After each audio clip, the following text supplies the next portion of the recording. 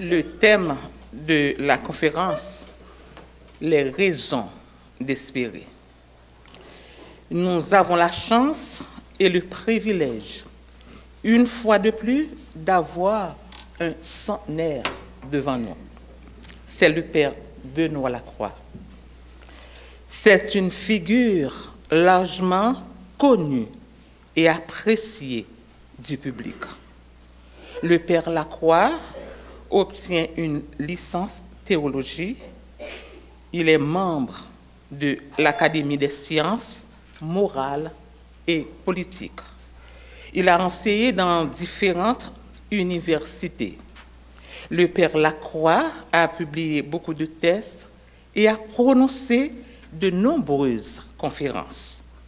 J'en suis sûre, il y a plusieurs d'entre vous qui ont l'habitude d'écouter sa belle voix sur les ondes de Radio VM.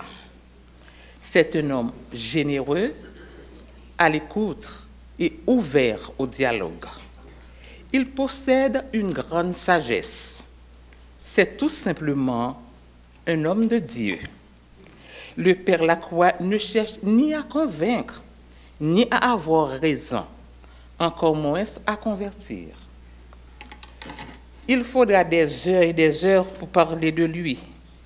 Père Lacroix, le temps file, laissons-lui la parole et écoutons-le. Père Lacroix, la parole est à vous, nous vous écoutons. Bonjour, bonjour.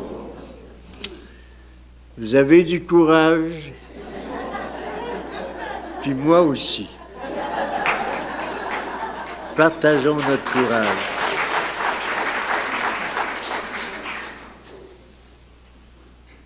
Évidemment, il faut que je m'explique. J'ai un petit rhume normal, avec une gorge qui est née en 1915. Alors, vous allez me comprendre, vous allez me pardonner. J'ai aucun remords à m'imposer à vous. Parce que nous allons parler de l'espérance. Ce n'est pas un sujet trop populaire quand on lit les nouvelles dans les journaux, mais l'espérance, qu'est-ce que c'est? J'avais un choix, ou de faire un beau discours. Des fois, quand je me force, c'est bon, un beau discours. Ensuite, j'ai pensé, étant donné la charité qui précède cette causerie, vous autres ici, que j'avais, c'est un peu prétentieux, que je vais raconter comment j'ai vécu l'espérance pendant 100 ans ou près. J'ai pensé que c'était un peu exhibitionniste, ça fait mon affaire, mais là, j'allais être obligé de passer d'un lieu à l'autre, d'un sujet à l'autre. Je suis né dans un milieu rural, près des Amérindiens, dans un milieu pauvre, cultivateur.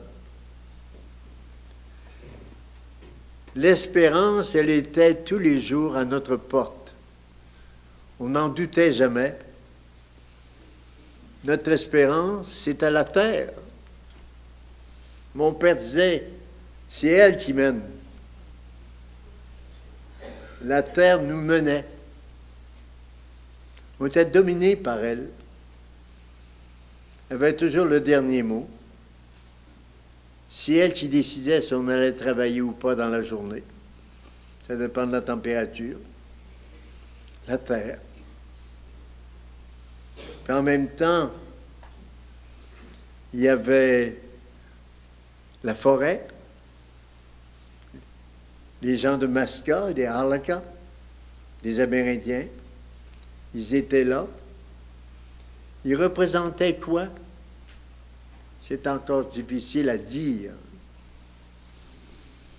Ils représentaient peut-être les nomades, ceux qui voyagent beaucoup, ceux dont on ne sait pas s'ils vont être là demain matin ou pas.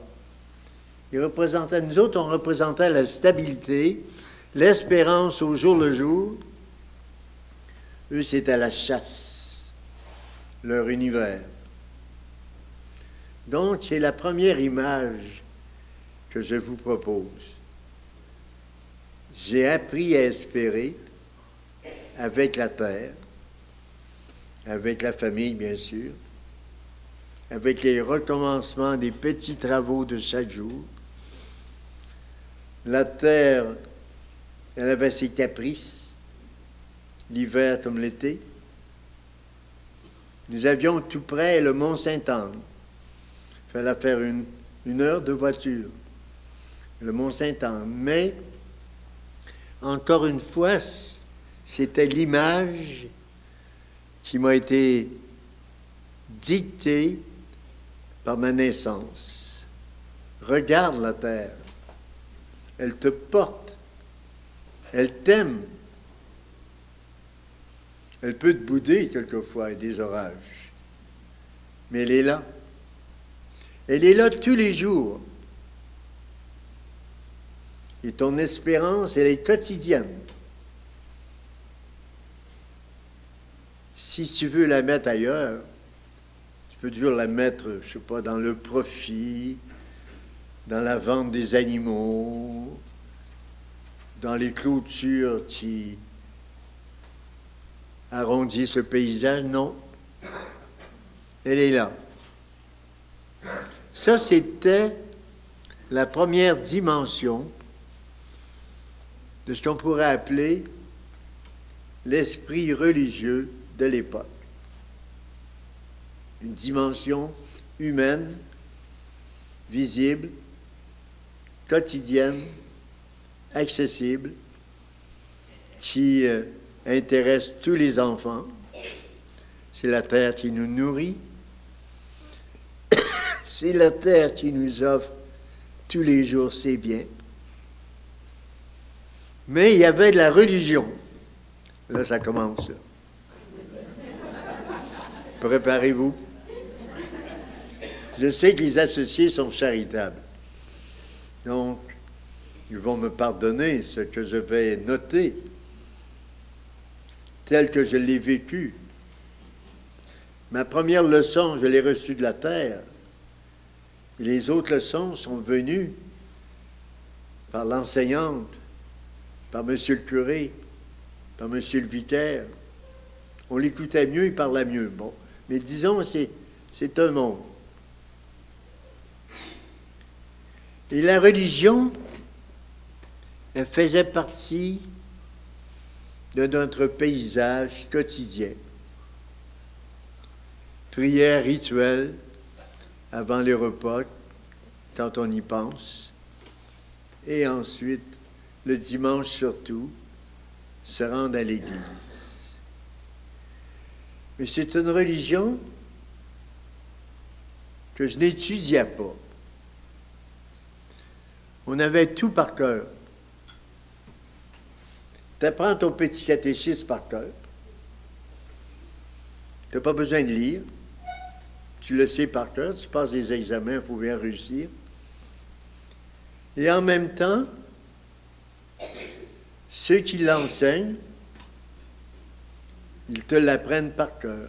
Je ne lis pas. T'as entendu, là? Je ne suis pas intéressé à lire.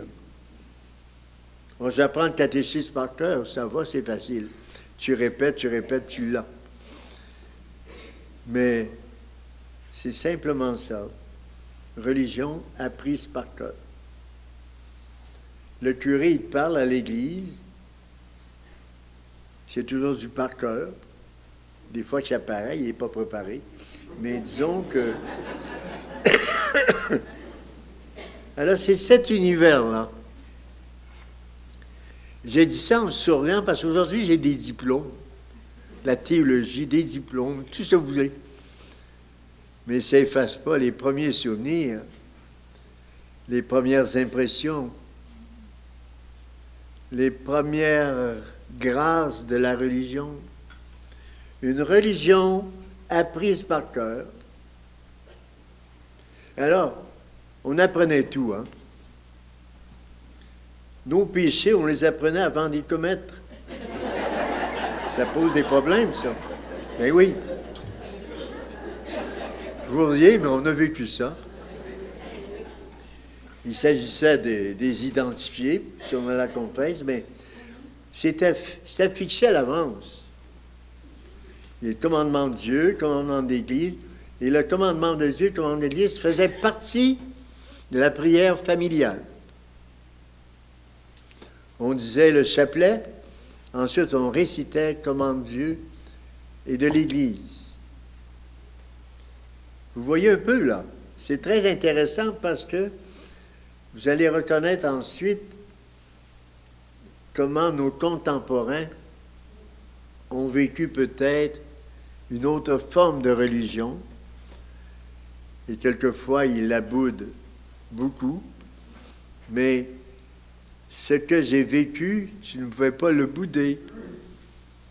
Ça faisait partie de toi, de ta vie personnelle, de ta prière. Le chapelet en famille, c'est un charme,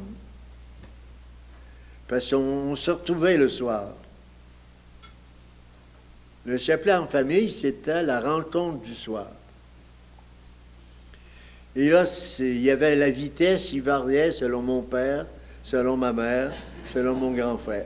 Et là, c'est un événement national, parce que la vitesse du chapelet déterminait notre joie. C'est ça l'espérance. L'espérance, elle était dans les détails. L'espérance est toujours dans les détails. Elle n'est pas dans les grands mots. Elle n'est pas dans les grands événements. Il y a quelque chose tout à coup que vous faites, que vous réalisez, et c'est beau. Et ça vous donne, je sais pas, la grand moment, là, où il y a des grands moments ici, là. Simplement voir se réveiller un enfant. C'est pas nécessaire de faire des discours. Le réveil d'un enfant, c'est un acte d'espérance extraordinaire. Ça rejoint le temps, ça rejoint la journée, ça rejoint la famille. C'est tout ça. Alors, quand on parle d'espérance, attendez-vous pas à avoir un grand discours de moi. Elle est dans les détails. Elle est partout. Elle est au-dedans de nous. Mais je reviens encore à ma première religion, là. C'était quelque chose de vivre de cette manière-là. Il y en a plusieurs d'entre vous qui ont peut-être vécu presque proche. Presque pas.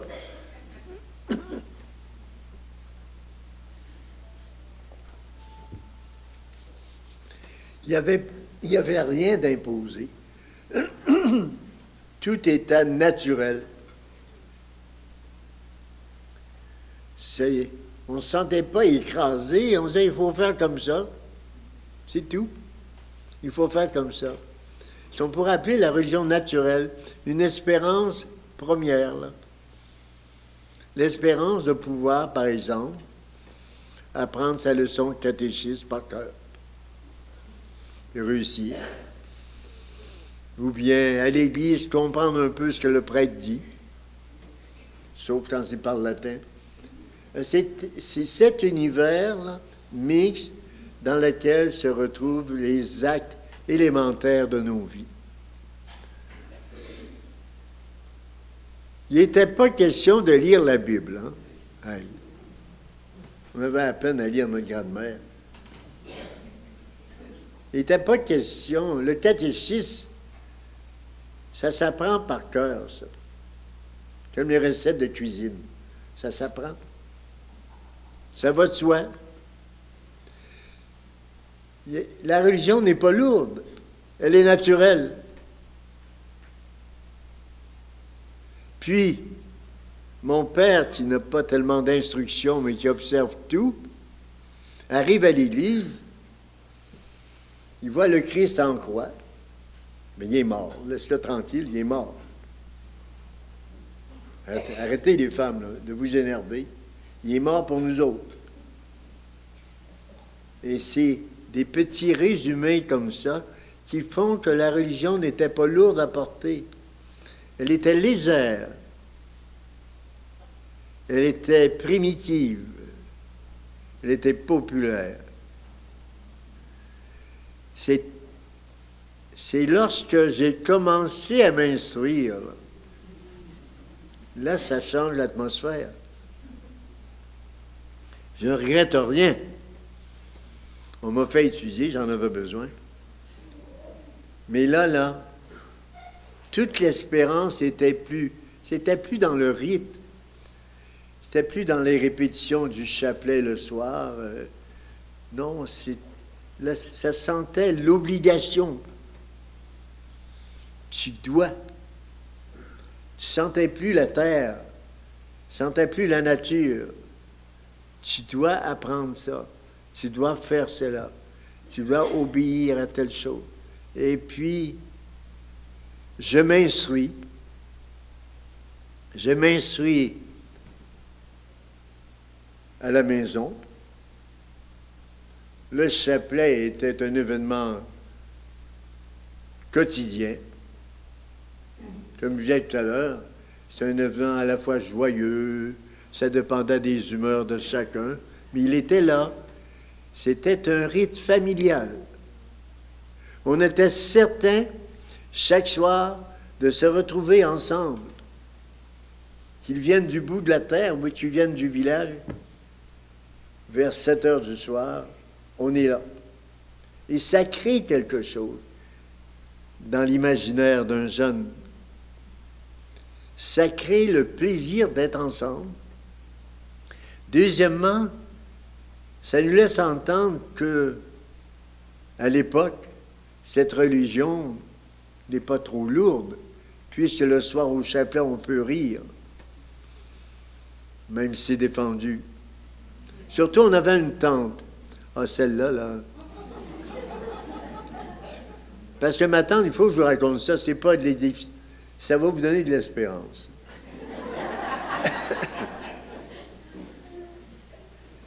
C'est que ma tante n'a pas beaucoup d'instructions. Elle a bon cœur.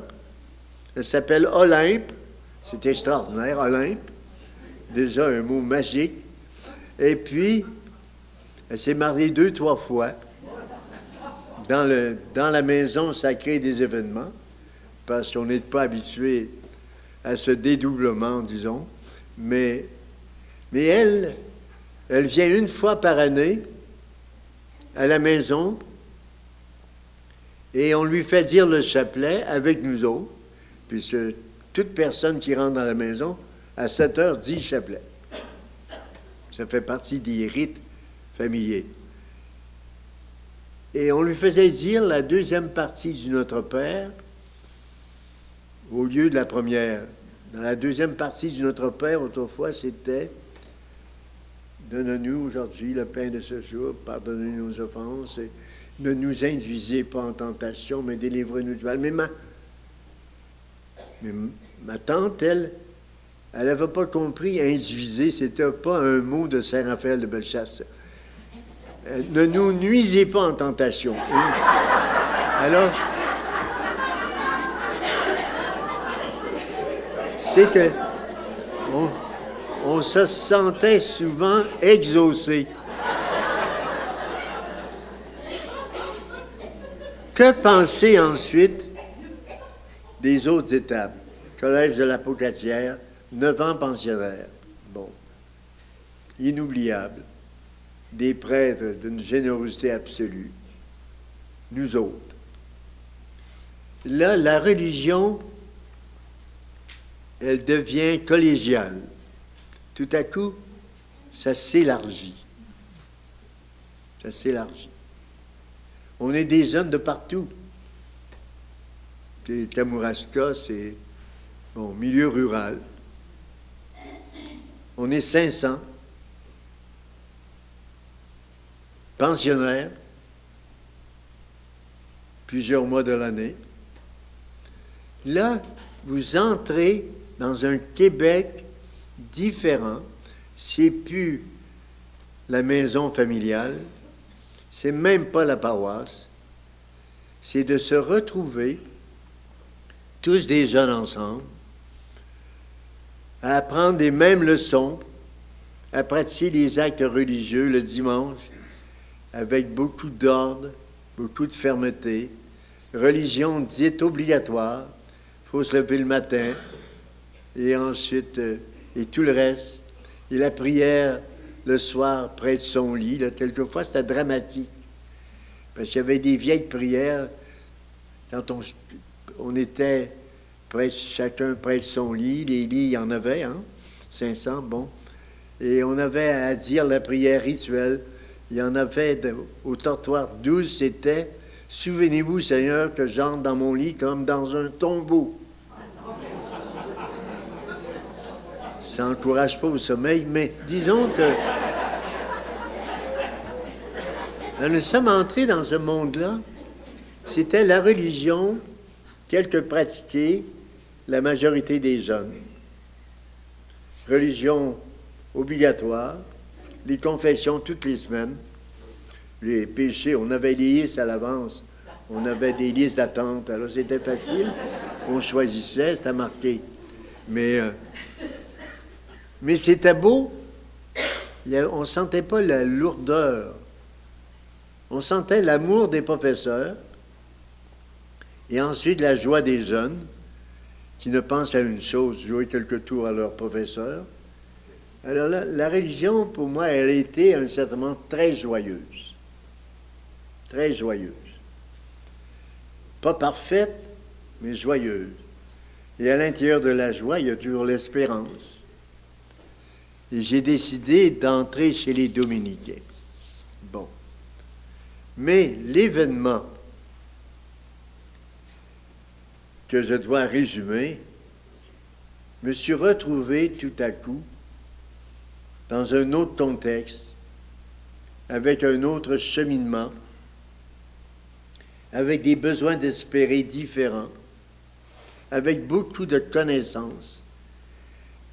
Quand j'étais jeune, je faisais du sport, j'apprenais le catéchisme par cœur, puis je dormais bien. Puis après, tout à coup, avec la science des péchés, surtout la connaissance des vertus possibles, là, les inquiétudes sont arrivées. C'était pas méchant, mais, disons, ça faisait partie du paysage. Et l'espérance humaine, elle est bâtie avec ces événements quotidiens, je le répète encore une fois. J'ai appris ma religion. Là, c'est tout autre chose. Je commençais à lire la Bible, je commençais à lire de gros livres. Un autre monde. Et mon espérance, à ce moment-là, c'était pas de tout savoir, c'est d'en savoir juste assez pour traverser la vie. Juste assez. J'avais l'impression, à voir certains confrères qui aimaient trop les études, que trop étudier, c'est peut-être nuire à la foi. Des raisonnements d'autrefois, là. Mais c'était mon univers. Mais entre-temps, il faut que je résume un peu, là, je parle trop. Je le savais que je parlerais trop. Bon. Il m'est arrivé d'aller ailleurs, d'aller étudier ailleurs, d'aller enseigner ailleurs. Rwanda, le Japon, j'ai jamais su s'ils avaient compris. Le Japon, la France, beaucoup, et dans différents lieux, les universités du Québec. Et là, c'est tout l'univers intérieur, tout l'univers de l'espérance doit s'ajuster à chaque fois que tu étudies quelque chose. L'espérance a besoin de temps. L'espérance, une vertu, c'est relié à la patience. L'espérance est quelque chose que vous développez à la maison, mais qui peut venir aussi s'introduire dans votre vie personnelle à cause d'un événement, un deuil, une difficulté, un échec, et elle est là. Plus on vieillit, plus l'espérance devient un défi. Plus elle est importante, parce qu'on est capable d'espérer. On est capable.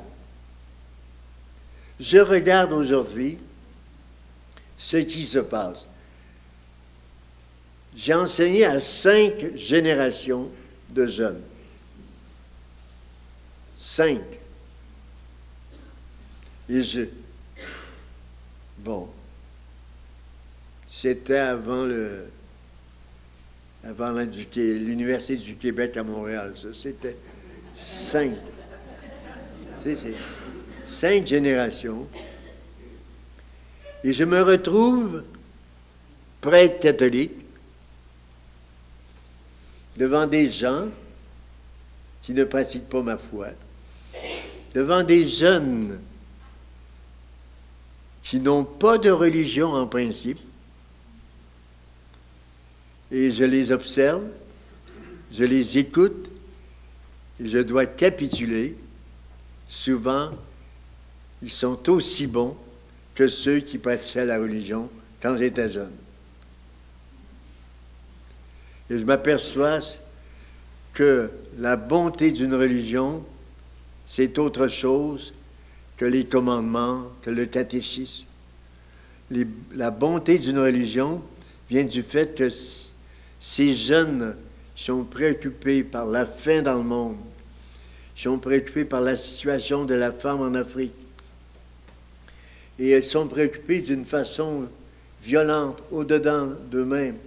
Et je m'aperçois que les jeunes d'aujourd'hui sont dans une pratique sociale de la charité, sans être dans les églises, mais en même temps, ils pratiquent quelque chose que les églises leur ont appris, sans qu'ils le sachent. C'est très intéressant et très beau de les voir. Je ne suis pas porté à les juger vite, parce que je les vois là où ils sont. Là où ils sont. Ils sont très motivés par la situation mondiale. Très motivés par la situation de la femme dans le monde. Très motivés. Ce n'est pas simplement du militantisme qu'on fait dans les bureaux, là. En dedans. Ils sont préoccupés par toutes ces femmes qui sont ici et là, qui sont malmenées par la guerre, violées, rejetées, vendues, tout ce que vous voulez. Alors, l'univers des jeunes, je ne peux pas le voir dans les églises, mais je le vois dans la rue, dans les rues. Là, il y a du besoin. Là, il y a quelque chose à rendre service. Je les retrouve, là. Je ne veux pas, mettez-vous à ma place, je ne veux pas les louanger parce qu'ils ne pratiquent pas. Non, non, mon point de vue, c'est qu'ils pratiquent autrement. Et qu'ils sont à l'intérieur d'une société qui a besoin d'eux. Et deuxièmement, une société, et moi j'ai connu 2 guerres, avec 2 génocides. C'est quelque chose. Et quelles sont les victimes de ces guerres et des génocides? Majorité de jeunes. Je ne peux pas ne pas dire d'autre chose. Ils sont les premiers que l'on sacrifie lorsqu'arrive, disons, une guerre. Et ça fait réfléchir. Moi, je me dis, à ce moment-là, je me dis, bon, il faut regarder les choses telles qu'elles sont. Quand j'étais petit à Saint-Michel-de-Bellechasse, ma mère, qui était une sainte, elle disait, elle était préoccupée par la fin du monde. Je ne sais pas à quelle place elle a pris ça. peut-être au 3e rang de Saint-Raphaël de Bellechasse, près du bois, je ne sais pas. Elle était préoccupée. Puis elle disait, mes garçons, à la fin des temps, là, fatiguez-vous pas. Tout le monde va devenir catholique. Tout le monde est catholique, c'est le ciel. Alors, c'est ce résumé d'elle. Et quand je me retrouve aujourd'hui, et que je me retrouve avec le multi-religieux, multi-culte, je me dis, pauvre maman, ton rêve était beau, c'était un rêve. Quand je vois les gens qui sont aujourd'hui aux prises avec différentes croyances, et chaque croyance, souvent, a quelque chose de bon.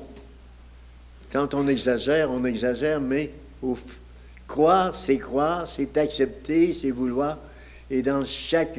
J'ai fréquenté les autres religions. Je tenais l'espérance limitée de d'autres religions. Je fréquente les bouddhistes souvent.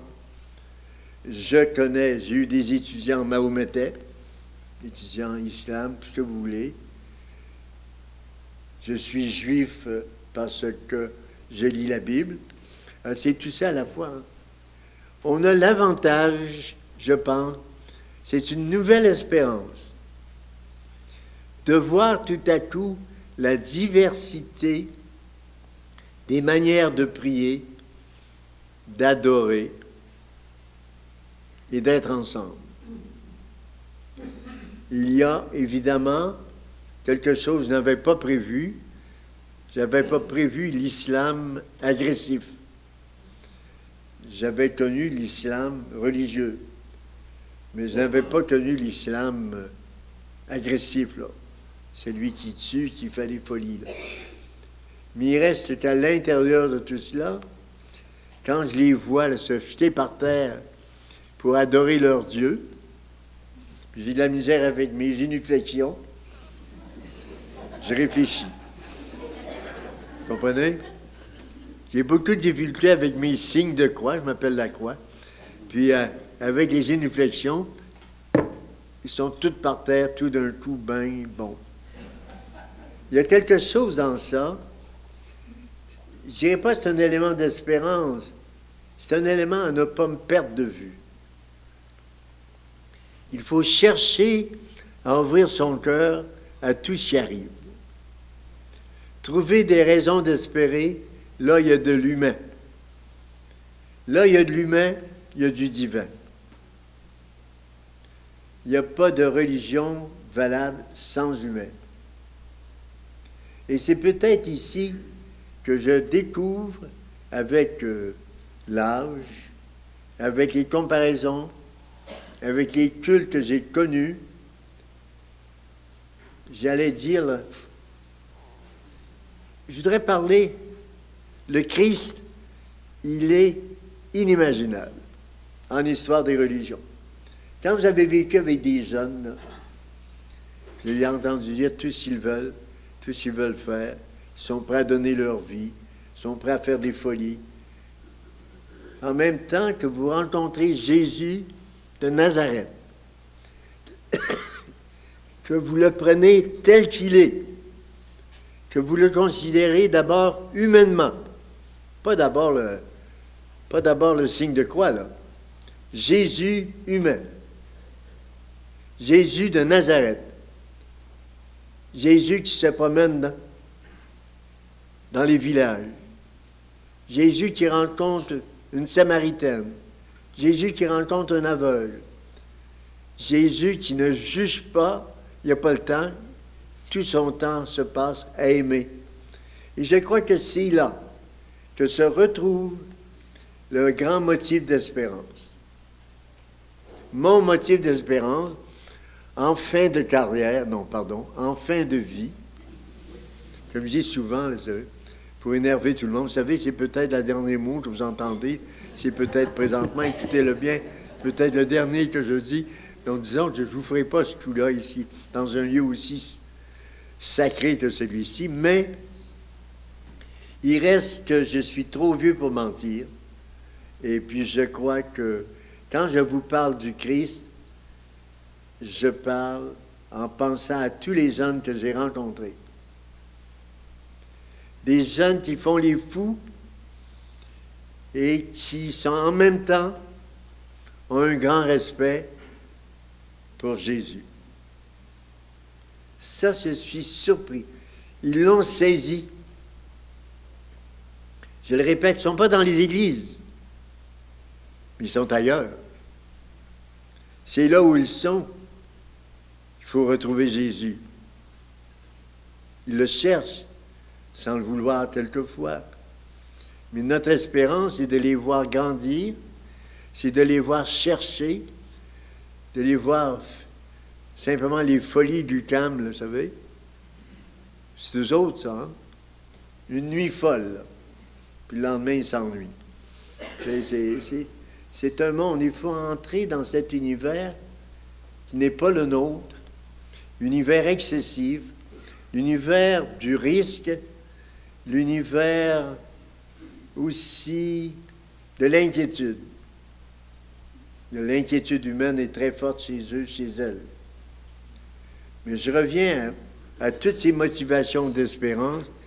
Moi, mon espérance, là, et je le dis tout simplement, je le dirais, c'est Jésus. C'est le seul. Je les ai fréquentés, Bouddha, moi. Puis Mahomet, voyons. Puis Moïse. Puis, écoutez, c'est le seul fondateur de religion, le seul qui inclut la mort, qui inclut l'au-delà, qui l'insère dans son message. Il n'y a pas d'autre. Hey, c'est à penser, ça. Jésus inclut la mort. Avec des phrases très dures qui viennent nous rejoindre, si on les écoute humainement. Qui croit en moi? Qui croit en moi? Même s'il meurt, c'est pas fini. On aura la vie. Et c'est quelque chose. Hein? Quand vous fréquentez les autres religions, que vous cherchez des raisons d'espérer, vous arrivez en fin de vie, là, comme moi, là, et devant vous, là, qui m'écoutez avec beaucoup de charité, et que je suis certain, humainement, historiquement, par mon expérience personnelle, que Jésus ne nous a pas trompés. Qu'il est venu insérer même notre mort. Même notre mort. Et ça ne peut pas être autre chose que divin. Lui, il a parlé du Père, il a parlé, je fais ce que le Père m'a dit. Mais avant ça, moi, je veux savoir qu'est-ce qu'il a dit, qu'est-ce qu'il a vécu, comment il l'a dit, comment il l'a vécu. Puis il l'a vécu dans la rue, en rencontrant les gens, en les aimant, et puis lui-même, en ayant peur, il a peur de la mort, il a peur de mourir, il se décourage, il se plaint. Alors, on se retrouve en fin de vie avec une espérance qui n'est pas faite avec des mots, pas seulement avec des souvenirs, pas seulement avec mon expérience. On se retrouve devant quelqu'un qui a vécu et dont on parle encore aujourd'hui, et que une minorité dans l'humanité n'a pas oublié, Jésus de Nazareth. Et ça, c'est un privilège. On appelle ça une grâce. C'est un privilège que l'on puisse le dire. Je te crois. Je te crois. Ça ne m'empêche pas d'avoir peur de la mort, ne pas vouloir souffrir, puis tout ce que vous voulez, ça, laissons faire. Je te crois. Je te crois humainement. Parce que c'est allé jusqu'au bout. Je crois Martin Luther King parce qu'il est allé jusqu'au bout. Romero, il est allé jusqu'au bout. C'est ça, les modèles d'aujourd'hui. Gandhi, jusqu'au bout. Notre raison d'être, notre raison d'espérer, c'est donner notre vie. Voilà. C'est donner notre vie. Tout simplement. Ça me rappelle toujours quand... je vais terminer un peu comme ça, il ne faut pas quand même, j'abuse de vous autres. Là. Mais j'aimais ça aller voir les Amérindiens tuer les chevreuils. J'espère que vous êtes scandalisés. Surtout les vieux Amérindiens. Ils voient le chevreuil, là, puis on dirait qu'ils le contemplent. Puis on dirait même, là, je rêve en couleur probablement, on dirait que le chevreuil le regarde. Ils se regardent mutuellement. Puis ensuite, ils tirent. Mais on sait qu'en leur parlant, ils remercient le chevreuil de donner quelque chose à manger pour toute la famille pendant toute la semaine. Il le remercie d'avoir donné sa vie à sa famille. Il y a quelque chose de grandiose dans ça.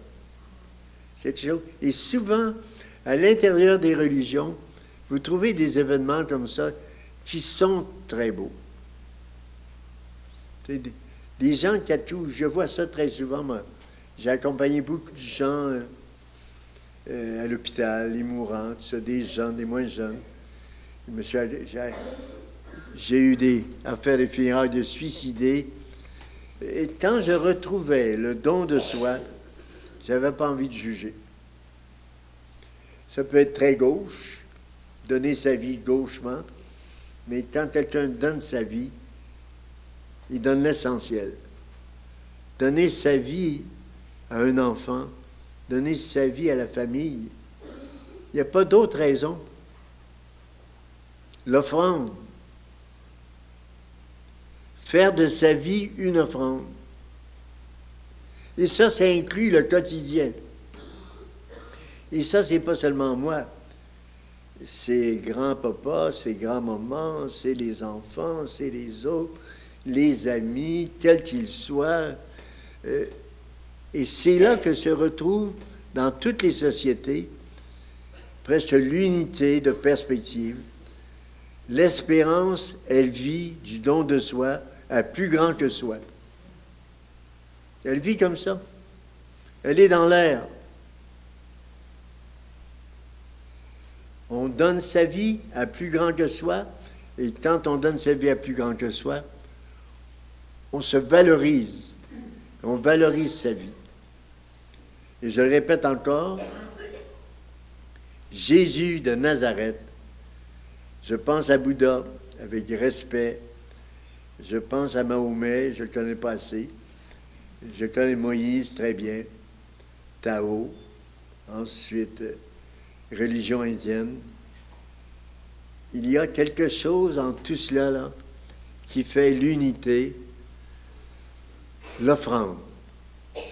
Chacun, avec ses critères, est prêt à donner sa vie à plus qu'à lui-même. On va loin comme ça. Comme ça que vivent des artistes. Ils donnent leur vie à la peinture, à la musique. Quand je pense à mes étudiants en musique, ils font 6 heures de pratique par jour toute l'année. Je suis en admiration. Mais c'est ça. Donner sa vie à la musique, donner sa vie à la musique, c'est donner sa vie à la beauté. C'est donner sa vie à la divinité. Ça se tient. Cherchons pas ailleurs. Cherchons pas ailleurs. Notre raison de vivre, c'est le don de soi. Et c'est, comme ici, il y a beaucoup probablement de grands moments, de grands papas, tout ce que vous voulez. Vous savez 2 fois mieux que moi ce que je devrais dire. C'est ça. C'est dans le quotidien que se retrouve l'espérance. Dans les petits gestes que se retrouve le meilleur de nos vies. Dans ce que les journaux ne connaissent pas, que se trouve le vrai. Aucun doute. Je vais terminer simplement parce que Il y a une personne qu'il ne faut jamais oublier, qui est présente à tout. Il y a eu Adam et Ève, puis il y a Jésus et Marie. Ce sont des couples sacrés qu'il ne faut pas séparer. Jésus et Marie. Et souvent, je me demande, mais en façon un peu gamine, est-ce que Jésus aurait réussi sa vie sans Marie? C'est une drôle de question. Hein? Répétez-la pas, hein? C'est simplement au-dedans de moi, là. Une indiscrétion qui s'est installée. Elle est toujours là. Et c'est peut-être la richesse du christianisme que je connais, de ne l'avoir jamais laissé tomber. Il y a eu des moments, là, on a tellement discuté sur Jésus, les théologiens sont tellement battus autour des textes, là, qu'elle n'était plus là. Non, il faut qu'elle soit là.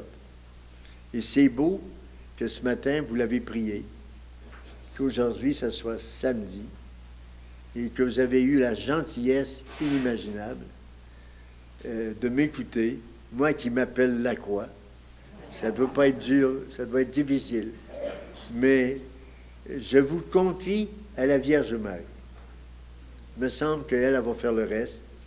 Et puis, si j'ai dit des belles choses, c'est de sa faute. Si j'ai dit des choses qui ne sont pas correctes, c'est de ma faute. Mais je sais qu'elle me pardonnera.